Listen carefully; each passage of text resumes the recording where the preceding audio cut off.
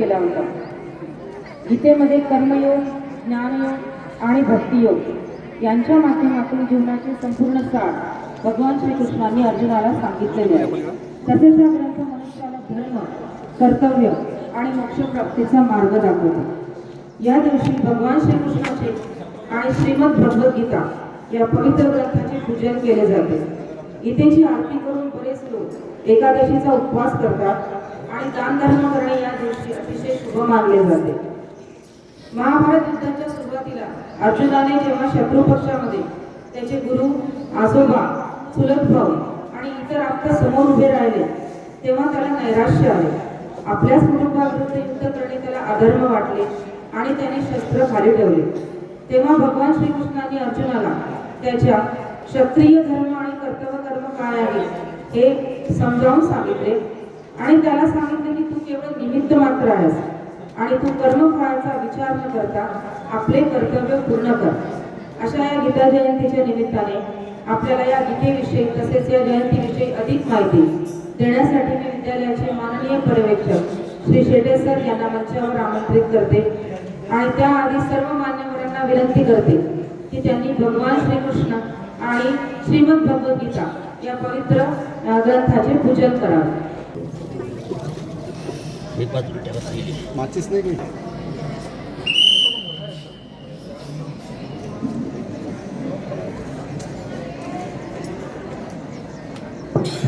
गोपाल कृष्ण भगवान की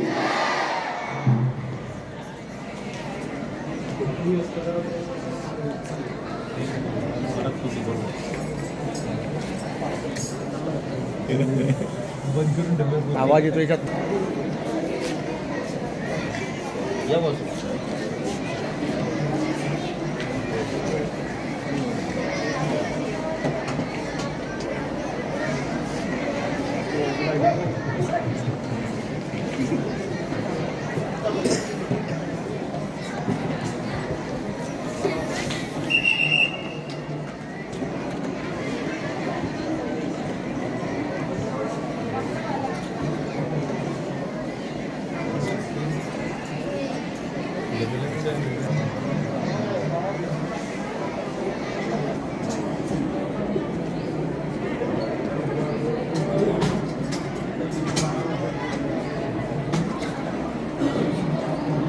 विद्यालयाचे माननीय प्राचार्य श्री गवले सर यांचे सुद्धा मी शब्दसुमनांनी स्वागत करते.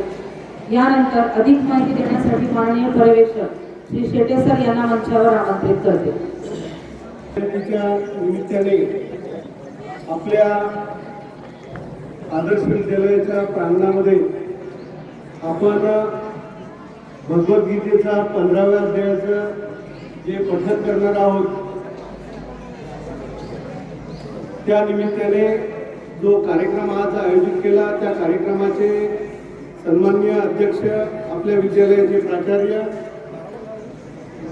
श्रीमान सतीशजी गवले सर, आदर्श विद्यालयाचे उपप्राचार्य माननीय आरसोडे सर, पर्यवेक्षक द्वय माननीय दंडे सर व श्री तायडे सर आणि इथे माझ्या बंधू भगिनींनो आणि सर्व विद्यार्थी मित्रांनो, आपल्याला माहिती आहे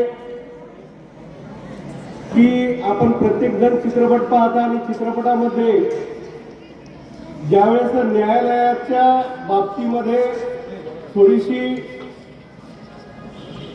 चित्रपटामधली जी स्टोरी येते त्या स्टोरीमध्ये सगळ्यात सुरुवातीचा भाग म्हणजे त्या न्यायालयामध्ये जो कटघऱ्यामध्ये उभा असतो त्याला एक शपथ घ्यायला सांगतात की तू जे बोलशील ते खरं बोल आणि हे खरं बोलण्याकरता त्याला समोर भगवद्गीता नावाचा एक पवित्र ग्रंथ हा त्याच्या हातामध्ये दिला जातो आणि त्या पवित्र ग्रंथावर हात ठेवून त्याला ती शपथ घ्यायची असते. आणि असं मानलं जातं की भगवद्गीताच का निवडल्या गेली तर हिंदू धर्मामध्ये सर्वात पवित्र असा ग्रंथ की ज्या ग्रंथामध्ये माणसाला त्याचे कर्तव्य शिकवले जातात, त्यांच्या मनामधला संभ्रम दूर केला जातो कर्मावरती त्याची निष्ठा पाहिजे, त्याची अध्यात्मावरती निष्ठा पाहिजे, आणि सगळ्यात महत्वाचं म्हणजे त्याची सत्यावरती निष्ठा असली पाहिजे. आणि सत्य ज्या ठिकाणी असेल, धर्म ज्या ठिकाणी असेल, त्याच ठिकाणी विजय हा मिळू शकतो. म्हणजे आपल्या न्यायालयाला सत्य हे आवश्यक आहे, आणि सत्य बोलण्याची, बोलून घेण्याची ताकद ज्या ग्रंथामध्ये आहे तो ग्रंथ म्हणजे भगवद्गीता. असा हा पवित्र भगवद्गीता नावाचा ग्रंथ हा कुठे कुठे सांगितला गेला, तर भगवद्गीता ही कुरुक्षेत्रावरती सांगितल्या गेली. आणि कुरुक्षेत्रावरती प्रसंग कोणता होता, तर त्या ठिकाणी कौरव पांडवांचं युद्ध त्या ठिकाणी होतं. आणि जे कौरव पांडवांचं युद्ध त्या ठिकाणी घडून आलेलं आहे, त्या ठिकाणी अर्जुनाचं सारथ्य करण्याकरता भगवान श्रीकृष्ण त्या ठिकाणी होते. आणि ज्यावेळेस अर्जुनाच्या मनामध्ये संभ्रम निर्माण झाला की समोर उभे असलेले सर्व माझेच सगळे सोयरे आहेत, आणि या सगळ्या सोयऱ्यांच्या विरुद्ध मला युद्ध करायचंय, आणि कदाचित या युद्धामध्ये त्यांचा मृत्यू होऊ शकतो.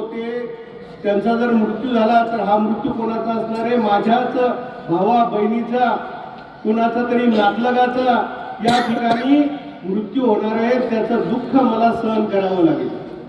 आणि म्हणून त्याच्या मनामधला संभ्रम दूर करण्याकरता भगवान श्रीकृष्णांनी अर्जुनाला समोर ठेवून आणि या संपूर्ण जगताला त्या अर्जुनाच्या निमित्ताने हा एक कर्मयोग त्या ठिकाणी सांगितलेला आहे.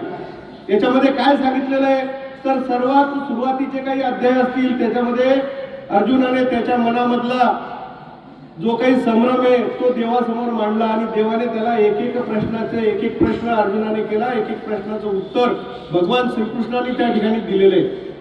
आणि त्याच्या मनामधला संभ्रम दूर करण्याचं काम त्या ठिकाणी केलं, आणि त्याला कर्तव्याप्रती निष्ठा कशी जोपासायची, आणि ही निष्ठा जर तुझी असेल तर तुला काय करावं लागेल, त्याच्यासाठी त्याला कर्मयोग सुद्धा सांगितला. एवढं कोणीही तो ऐकत नव्हता, तर त्याला आपलं विश्वरूप दर्शन त्या ठिकाणी घडवून आणलं. विश्वरूप दर्शन म्हणजे काय, तर हे संपूर्ण जगत कसं निर्माण झालं हे त्या ठिकाणी सांगण्याचं काम भगवान श्रीकृष्णांनी त्या ठिकाणी केलेलं आहे. भक्तियोग, भक्ती कशी करायची हे सुद्धा त्या भगवद्गीतेमध्ये त्या रूपाने आपल्याला श्रीकृष्णांनी आपल्या संपूर्ण जगताला त्या ठिकाणी सांगितलेलं आहे. त्याच्यामधला हा जो 15वा अध्याय आहे, हा 15वा अध्याय पुरुषोत्तम योगो नाम म्हणून त्या ठिकाणी प्रसिद्ध आहे. की भगवान श्रीकृष्णाने सांगितलं की एका पुरुषामध्ये, एका व्यक्तीमध्ये कोणकोणते गुण असले पाहिजे, त्या व्यक्तीचं चरित्र कसं असलं पाहिजे, हे सगळं सांगण्याचं काम या 15व्या अध्यायामध्ये त्यांनी केलेलं आहे. आणि सगळ्यात शेवटी भगवान श्रीकृष्णाने शेवटचा जो अध्याय घेतलेला आहे त्या अध्यायामधून एवढंच सांगितलं की हे सगळं तुम्ही करता, हे सगळं जे तुम्ही करत आहात कर्म तुमचे चांगले आहेत, तरच तुम्हाला त्या ठिकाणी तुमची धर्मावरती निष्ठा असेल तर तुम्हाला नक्कीच यश प्राप्त होणार आहे. आणि संस्कृतमध्ये असा एक श्लोक आहे की दुर्जना परिहर्तव्य विद्यालंकृतोपि सन मनीना भूषिता सर्पा किम सोन भयंकरा. म्हणजे एक जर दुर्जन व्यक्ती असेल तर त्या दुर्जन व्यक्तीजवळ त्याचे जर कर्म चांगले नसतील तर तो कितीही चांगला शिकला, कितीही मोठा झाला, किती मोठ्या पदावरती गेला तरी सुद्धा तो आपल्यासाठी घातकच आहे. का घातक आहे, तर मनीना भूषिता सर्पा म्हणजे एक साप दिसायला अतिशय सुंदर असतो, पण तो जर विषारी असेल तर साप सापाचा गुणधर्म जसा सोडत नाही तसंच आपल्याला दुर्जन व्यक्तीपासून सुद्धा दूर राहायचंय. आणि दुर्जन व्यक्तीपासून दूर राहायचं म्हणजे काय करायचं, तर आपली धर्माप्रती निष्ठा असली पाहिजे. आपण केवळ वेगवेगळ्या डिग्र्या घेतल्या, शाळेमध्ये शिकलो, मी खूप हुशार आहे, मला खूप चांगलं येतं, मला भरपूर काही येतं, या सरला काय येतं, या मॅडमला काय येतं, ही जी आपल्या मनामधली भावना आहे त्या ठिकाणी विद्यार्थी मित्र हो, आपल्याला धर्माप्रती निष्ठा, आपल्या कर्तव्याप्रती निष्ठा म्हणजे आपण जर त्या शिक्षकाप्रती निष्ठा ठेवली की ते जे सांगतील ते सगळं तेच योग्य ही ज्यावेळेस आपण निष्ठा ठेवू त्याच वेळेस तुम्ही किती मोठी डिग्री जरी घेतली तरी तुम्ही समाजासाठी घातक ठरणार नाही. आज आपण समाजामध्ये पाहतो की अनेक लोक जे आहेत ते वाम मार्गाने संपत्ती मिळवून मोठे झालेले आढळतात. पण मित्र हो, ते समाजासाठी कितीही मोठे जरी असतील तर ते समाजासाठी घातक आहे. आणि म्हणून आपली जी निष्ठा असली पाहिजे, आपली जी कमाई असली पाहिजे, ही कमाई धर्माच्याच माध्यमातून आली पाहिजे आणि धर्माप्रती आपण निष्ठा या ठिकाणी ठेवली पाहिजे. हे सगळं आपल्याला या भगवद्गीतेमधून भगवान श्रीकृष्णांनी सांगितलेलं आहे. आता या भगवद्गीतेसारख्या अनेक भाष्यकारांनी त्याच्यावरती वेगवेगळ्या प्रकारे टीका निर्माण केल्या. म्हणजे टीका केल्या म्हणजे काय, तर त्यांनी त्यांच्या भाषेमध्ये त्यांच्या मनाला जे समजलं ते त्या ठिकाणी मांडलेलं आहे. पण त्याच्यामधला माऊली ज्ञानेश्वरांचा उल्लेख करणे मी गरजेचं समजतो की माऊली ज्ञानेश्वरांनी जी भावार्थ दीपिका नावाचा ग्रंथ लिहिला, ज्याला पुढे ज्ञानेश्वरी असं म्हणतात, ही जी ज्ञानेश्वरी आहे ही ज्ञानेश्वरी भगवद्गीतेवरचाच प्राकृत भाषांतर आहे. म्हणजे बोली भाषेमध्ये आपल्या समाजाला जी समजेल त्या भाषेमध्ये ज्ञानेश्वरी त्या ठिकाणी ज्ञानेश्वरांनी भावार्थ दीपिका नावाचा ग्रंथ त्या ठिकाणी लिहिलेला आहे. मग या ग्रंथामधून सुद्धा भगवद्गीतेबद्दल संपूर्ण माहिती त्यांनी त्या ठिकाणी दिलेली आहे आणि ती मराठीमध्ये आपल्याला समजल अशा पद्धतीने त्या ठिकाणी लिहिलेली आहे. आपण आपल्या शाळेमध्ये मामासाहेब दांडेकर यांची जी जयंती साजरी करतो, त्या स्मृती दिन साजरा करतो, त्या दिवशी आपण आपल्या शाळेमध्ये ज्ञानेश्वरीच्या 12व्या अध्यायाचं पठण सुद्धा घेत असतो. आणि म्हणून सर्व विद्यार्थ्यांनी आज आता या ठिकाणी जे 15व्या अध्यायाचं पठण आपण करणार आहोत या निमित्ताने त्या ठिकाणी सर्वांनी शांततेनं आपल्याला जे सर सांगतील त्यांच्या मागे आपल्याला ते म्हणायचंय, म्हणण्याचा प्रयत्न करा. कदाचित हे सगळं संपूर्ण संस्कृतमध्ये असल्यामुळे म्हणण्यासाठी थोडंसं कठीण जरी गेलं तरी आपण आपला मिळवण्याचा प्रयत्न करा. म्हणजेच तुम्हाला या ठिकाणी भगवद्गीता जयंती निमित्त या ठिकाणी आपण आपलं योगदान त्या ठिकाणी देणार आहोत. मी या प्रसंगी इतकं बोलणं संपवतो आणि आपली रजा घेतो. समोर घ्या ना. बस बस बस बस.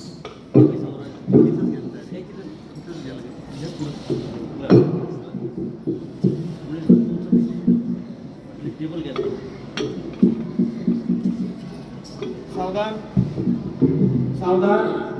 ताट पाठीचा कणा ताट सर्वांचा. प्रार्थना स्थिती, हात जोडलेले, डोळे बंद. तुम्हा सर्वांना ऐकू येतो ते शब्द व्यवस्थित ऐकून थोडा माईक मागे घ्या. पाठन थोडं मागे घ्या. सर्वांनी करायचं आहे. डोळे बंद, हात जोडलेले, पाठीचा कणा ताट. मुळे सर थोडं मागे घ्या, म्हणजे मधामध्ये आवाज देणार नाही ते. Mic mic mic. श्री परमात्मने श्रोत्रं चक्षुस्पर्शनं च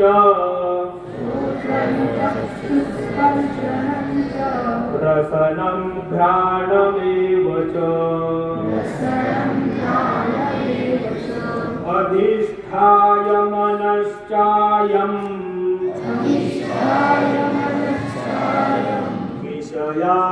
विषयानुपसेवते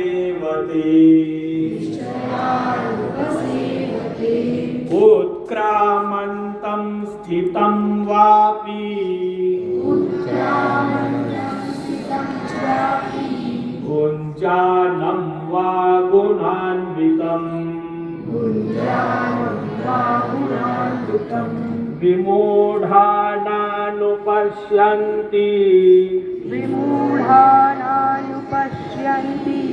पश्यन्ति ज्ञानचक्षुषः यतन्तो योगिनश्चैनं पश्यन्त्यात्मन्यवस्थितम् यतन्तोऽप्यकृतात्मानो नैनं पश्यन्त चेतसः यदादित्यगतं तेजो जगद्भासयतेऽखिलम्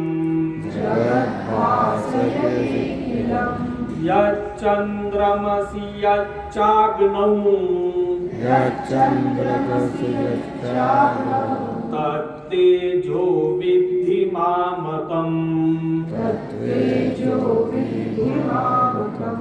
गामाविश्य च भूतानि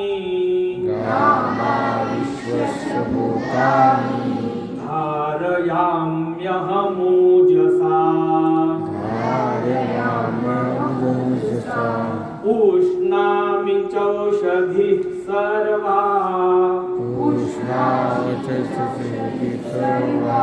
सोमो भूत्वा रसात्मकः अहं वैश्वानरो भूत्वा प्राणिनां देहमाश्रितः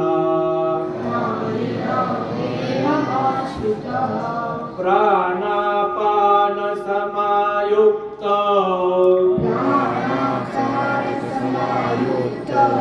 पचाम्यन्नं चतुर्विधम् सर्वस्य चाहं हृदि सन्निविष्टो मत्तः स्मृतिर्ज्ञान अपमोहनञ्च वेदैश्च सर्वैरहमेव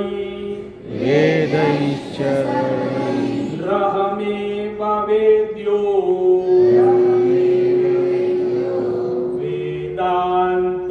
वेदान्तकृद्वेद विदेव चाहम् द्वाविमौ पुरुषौ लोके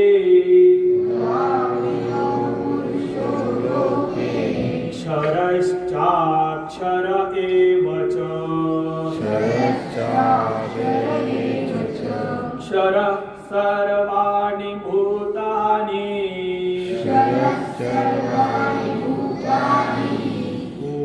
कूटस्थोऽक्षर उच्यते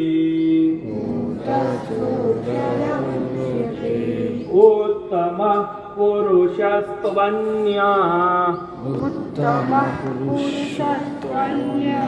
परमात्मेत्युदावृतः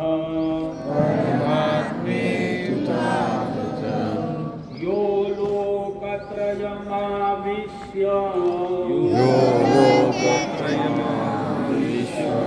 बिभर्त्य व्यय ईश्वरः यस्मात् शरमतीतो हमक्षरादपि चोत्तमः अतोऽस्मि लोके वेदे च प्रथितः पुरुषोत्तमः यो मामेव सम्मूढो जानाति पुरुषोत्तमम् स सर्वविद्भजति मां सर्वभावेन भारत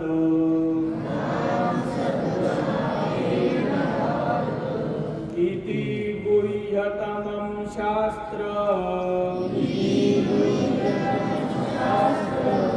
निदं मुक्तं मया नघ एतद्बुद्ध्वा बुद्धिमान् स्यात् कृतकृत्यश्च भारत कृतकृत्यश्च भारत इति श्रीमद्भगवद्गीता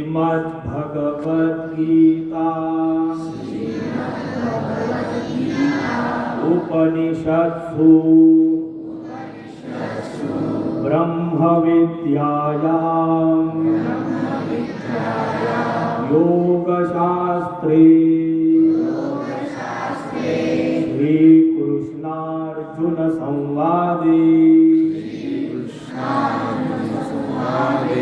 पुरुषोत्तम नाम योगो पंचदशोऽध्यायः श्रीकृष्णार्पणमस्तु गोपाल कृष्ण भगवान की मोरे सरांनी गीतेच्या 15व्या अध्यायाचं पठण केलेलं आहे आणि आपण त्यामागे अतिशय सुंदर म्हटलेलं आहे, त्याबद्दल तुम्हा सगळ्यांचे धन्यवाद. मंचावर उपस्थित विद्यालयाचे माननीय प्राचार्य श्री गवळे सर यांनी हा कार्यक्रम घेण्यासाठी परवानगी दिली, त्याबद्दल त्यांचे मी खूप आभार मानते. यानंतर मंचावर उपस्थित विद्यालयाचे माननीय उपप्राचार्य श्री आरसोडे सर, माननीय पर्यवेक्षक श्री दंडे सर, श्री शेटे सर व श्री तारडे सर हे मंचावर उपस्थित राहिले व कार्यक्रमास त्यांनी सहकार्य केले, त्याबद्दल मी त्यांचे सुद्धा खूप खूप आभार मानते.